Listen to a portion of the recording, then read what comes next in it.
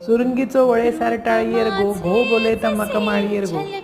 ही सुरंगीची वळेसाराची फुलां ना आमच्या कोकणात भरपूर प्रमाणात असत. ती सावंतवाडी बांदा त्या सायटीक भरपूरच असत. इकडे कणकवलेक थोडे जे वलाटी गाव असत तांकां ती मिळतात. सध्या बहार इल्लो आसा, इतको सुगंध भारी.